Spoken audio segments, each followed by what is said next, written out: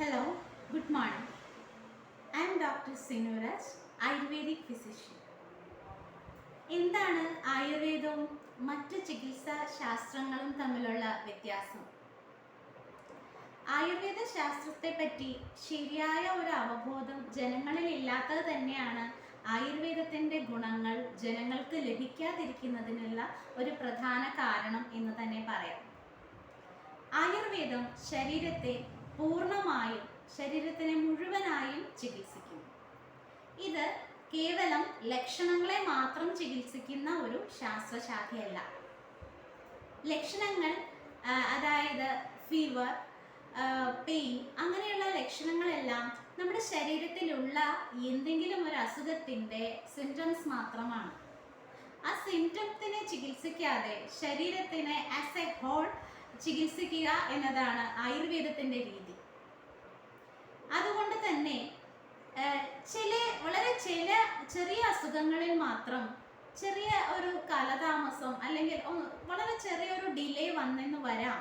പക്ഷേ എങ്കിലും വളരെ ഫാസ്റ്റായിട്ടുള്ള പലപ്പോഴും മറ്റു ചികിത്സാ ശാസ്ത്രങ്ങളെ വെച്ച് നോക്കുമ്പോൾ വളരെ ഫാസ്റ്റായിട്ടുള്ള ഒരു result, complete recovery of the disease ആണ് നമുക്ക് ആയുർവേദ ട്രീറ്റ്മെൻറ്റിൽ നിന്ന് ലഭിക്കുന്നത്. അത് ആയുർവേദത്തിൽ പ്രധാനമായും ശരീരത്തിൻ്റെ ആരോഗ്യത്തിനെയാണ് പരിഗണിക്കുന്നത്. ശരീരത്തിൻ്റെ ആരോഗ്യത്തിനെ നിലനിർത്തിക്കൊണ്ട് നമുക്ക് ഉണ്ടായിട്ടുള്ള ആ ഒരു ഡിസീസിനെ ട്രീറ്റ് ചെയ്യുക എന്നുള്ളതാണ് ആയുർവേദത്തിൻ്റെ രീതി. അപ്പോൾ ശരീരത്തിൻ്റെ ആരോഗ്യം എങ്ങനെയാണ്, എവിടെ നിന്നാണ് തുടങ്ങുന്നത്? നമ്മുടെ ശരീരത്തിൻ്റെ ആരോഗ്യം തുടങ്ങുന്നത് അല്ലെങ്കിൽ അതിൻ്റെ ഒരു ബേസ് തന്നെ നമ്മളുടെ ഡൈജസ്റ്റീവ് സിസ്റ്റമാണ്. നമ്മൾ കഴിക്കുന്ന ഭക്ഷണം ശരിയായ രീതിയിൽ അത് ഡൈജസ്റ്റ് ചെയ്ത് അത് അബ്സർവ് ചെയ്ത് അസിമിലേറ്റ് ചെയ്ത് പല ഭാഗങ്ങളിലേക്കും പല ടിഷ്യൂസിലേക്കും അത് ആഗിരണം ചെയ്യപ്പെട്ട് ആ ടിഷ്യൂസിൻ്റെ പ്രവർത്തനങ്ങൾക്ക് വേണ്ടി ഉപയോഗിക്കുന്നു. പലപ്പോഴും ഇംപ്രോപ്പർ ഡൈജഷൻ തന്നെയാണ് നമ്മളുടെ ഈ ലൈഫ് സ്റ്റൈൽ ഡിസോർഡേഴ്സ് ആയ ഡയബറ്റിസ്, ഹൈപ്പർ ടെൻഷൻ, ഹൈപ്പർ കൊളസ്ട്രീമിയ ഈ വിധ അസുഖങ്ങൾക്കുള്ള ഒരു ബേസ്. നാം കഴിക്കുന്ന ഈ മരുന്നുകൾ, അതായത് ഡയബറ്റീസിനും ഹൈപ്പർ ടെൻഷനും ഹൈപ്പർ കൊളസ്ട്രീമിയയ്ക്കും നാം കഴിക്കുന്ന മരുന്നുകൾ ജീവിതകാലം മുഴുവൻ നാം കണ്ടിന്യൂ ചെയ്യുകയും ക്രമേണ ഇതുമൂലം മറ്റു പല അസുഖങ്ങളും വരികയും മാത്രമല്ല നമ്മളുടെ മറ്റ് ഓർഗൻസിനെ ഇത് അഫക്റ്റ് ചെയ്യുന്നു. ലാസ്റ്റ് സ്റ്റേജിൽ നമ്മുടെ ബോഡി ഈ മെഡിസിൻസിനോട് പ്രതികരിക്കാത്ത ഒരു അവസ്ഥയിലേക്ക് തന്നെ, അല്ലെങ്കിൽ മെഡിസിൻസ് കൊണ്ട് കൺട്രോൾ ചെയ്യാൻ പറ്റാത്ത ഒരു സ്ഥിതിയിലേക്ക് വരുന്നു. അപ്പോൾ always prevention is better than cure. നമ്മളൊരു അസുഖം വരാതെ നോക്കുന്നതാണ് വന്നിട്ട് ചികിത്സിക്കുന്നതിനേക്കാൾ ഏറെ നല്ലത്. അപ്പോൾ ഈ ആരോഗ്യം അത് എവിടെ നിന്ന് സ്റ്റാർട്ട് ചെയ്യുന്നു? നമ്മൾ കഴിക്കുന്ന ഭക്ഷണത്തിൻ്റെ ശരിയായ ഡൈജഷൻ, അബ്സോർപ്ഷൻ ആൻഡ് അസിമിലേഷൻ ആണ് ആരോഗ്യത്തിൻ്റെ ബേസ് തന്നെ. ആയുർവേദ ഡോക്ടറെ സമീപിക്കുമ്പോൾ അവർ ചോദിക്കും, എങ്ങനെയാണ് നിങ്ങളുടെ ബവൽ മൂവ്മെൻറ്റ്സ് റെഗുലർലി ഡെയിലി ഉണ്ടോ, whether it is hard stools, loose stools. അവർ ഡീറ്റെയിൽഡ് ആയിട്ട് ആ ഒരു ഡൈജഷൻ്റെ രീതി അറിയാൻ വേണ്ടിയിട്ടാണ് ഇങ്ങനെയുള്ള ക്വസ്റ്റ്യൻസ് ഒക്കെ ചോദിക്കുന്നത്. ഏത് അസുഖത്തിന് ചെന്നെന്ന് പറഞ്ഞാലും നമ്മൾ ജനറലി അവരുടെ ഫുൾ ഡീറ്റെയിൽസ് നമ്മുടെ എല്ലാ ഡീറ്റെയിൽഡ് ആയിട്ടുള്ള ഒരു പേഷ്യൻ്റ് ഹിസ്റ്ററി എടുത്തതിന് ശേഷമാണ് ഒരു ആയുർവേദ ഫിസിഷ്യൻ മരുന്ന് കൊടുക്കുന്നത്. ഇപ്പോൾ സ്ത്രീകളാണെങ്കിൽ അവരുടെ മെൻസ്ട്രൽ പാറ്റേൺ എങ്ങനെയാണ്, അവർക്ക് എന്തെങ്കിലും കംപ്ലൈൻറ്റ്സ് ഉണ്ടോ, അങ്ങനെ പല രീതിയിലുള്ള ഇപ്പോൾ ഡൈജസ്റ്റീവ് സിസ്റ്റത്തിനെ സംബന്ധിച്ചിട്ടുള്ള അസുഖങ്ങൾ, അതായത് ഹൈപ്പർ അസിഡിറ്റി അങ്ങനെ എന്തെങ്കിലും പ്രശ്നങ്ങളുണ്ടോ, അല്ലെങ്കിൽ ഡിഫിക്കേഷനെ സംബന്ധിച്ച് പൈൽസ്, ഫിസ്റ്റുല ഇങ്ങനെ എന്തെങ്കിലും അസുഖങ്ങളുണ്ടോ, ഇങ്ങനെ ഒരു ഫുൾ ഡീറ്റെയിൽഡ് ഹിസ്റ്ററി. എന്തെങ്കിലും അലർജി ഉണ്ടോ, അല്ലെങ്കിൽ റെസ്പിറേറ്ററി ഇൻഫെക്ഷൻസ് ഉണ്ടോ, അല്ലെങ്കിൽ നിങ്ങൾക്ക് എന്തെങ്കിലും സ്കിൻ അലർജീസ് ഉണ്ടോ, അങ്ങനെ നമ്മൾ ഒരു ഡീറ്റെയിൽഡ് ഹിസ്റ്ററി എടുത്തതിന് ശേഷമാണ് ഒരു മരുന്നെങ്കിലും പ്രിസ്ക്രൈബ് ചെയ്യുന്നത്. ആയുർവേദത്തിൽ നമ്മുടെ ശരീരത്തിൽ ബേസിക്കലി 3 എലിമെൻറ്റ്സ് ആണ്. വാത, പിത്ത, കഫ എന്നിങ്ങനെ 3 എലിമെൻറ്റ്സ് ആണ് നമ്മുടെ ശരീരത്തിൽ ഉള്ളത്. ഈ എലിമെൻറ്റ്സിൻ്റെ വിശേഷൻ depending on our food habits, our other habits, exercise pattern, whether it is sedentary or we having enough exercise, or the environmental factors.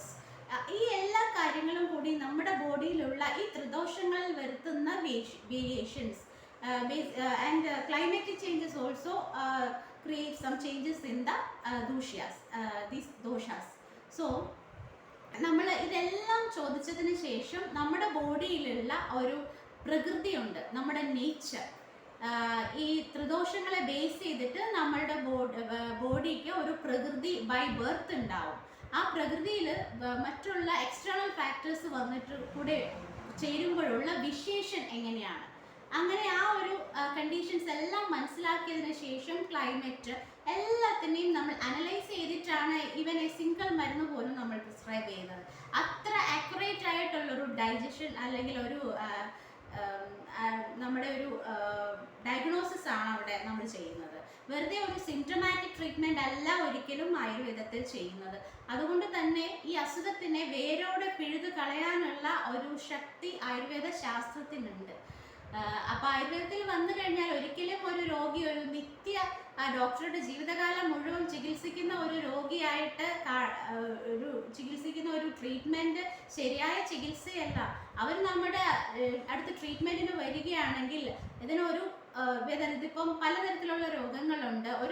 ചില രോഗങ്ങൾ നമുക്ക് കംപ്ലീറ്റ്ലി വളരെ ഈസി ആയിട്ട് ക്യൂർ ചെയ്യാൻ പറ്റും.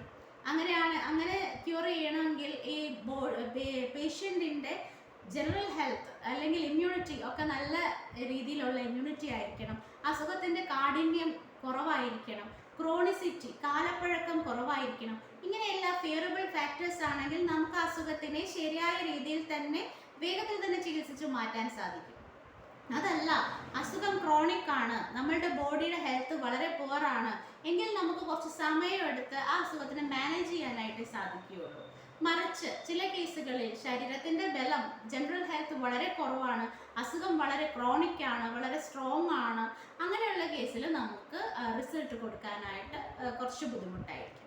ഈ ഒരു കാര്യങ്ങൾ നമ്മൾ ആ പേഷ്യൻറ്റിനെ പറഞ്ഞ് മനസ്സിലാക്കി നമുക്ക് ശരിയായ രീതിയിൽ ഒരു സമയം ഫിക്സ് ചെയ്ത് നമുക്ക് ട്രീറ്റ്മെൻറ്റ് ചെയ്യാവുന്നതാണ്. നമ്മളെ കൊണ്ട് പറ്റാത്ത കേസാണെങ്കിൽ നമ്മൾ ഷുവർലി ആ പേഷ്യൻറ്റിനെ പറഞ്ഞ് ഡിസീസിൻ്റെ കാര്യങ്ങളൊക്കെ പറഞ്ഞ് കൺവിൻസ് ചെയ്യണം.